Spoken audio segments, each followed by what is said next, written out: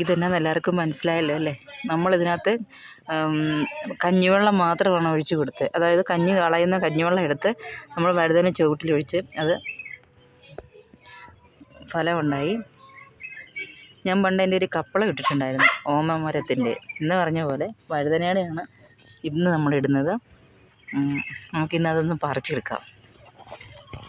ശിവേട്ടൻ്റെ കൃഷിയായത്. ഞാൻ പറിക്കുന്നത്. പക്ഷേ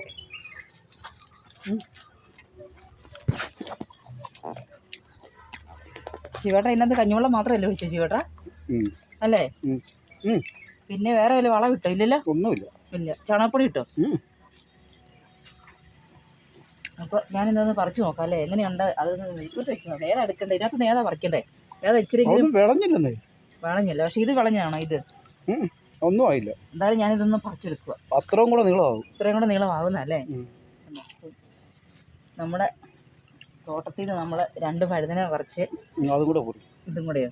അതിൽ ആ കിടക്കുന്ന ആ വളഞ്ഞു കിടക്കുന്ന അപ്പുറത്തെ ഏതത്തേല അങ്ങേറ്റത്തിനകത്തോ? ഇത് കണ്ടോ? കണ്ടോ നമ്മുടെ വഴുതന കണ്ടോ?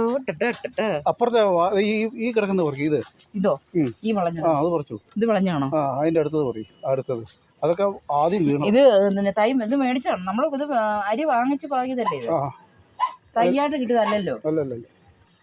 പക്ഷെ നമ്മൾ നല്ലപോലെ നോക്കിയാൽ നമുക്ക് കണ്ടോ കറി വെക്കാനായിട്ട്. ഇതും കൂടെ പറയും. അതും കൂടെ പറയും. ഇതോ? ഇത് ഇച്ചിരി വളഞ്ഞു പോയല്ലേ? ആഹാ, സൂപ്പർ. ഇത് നമ്മുടെ കറി ഇതാണ്. അപ്പോൾ എല്ലാവർക്കും ഇഷ്ടപ്പെട്ടെങ്കിൽ ലൈക്ക് ചെയ്യണം നമ്മുടെ കൃഷി. Okay, thank you.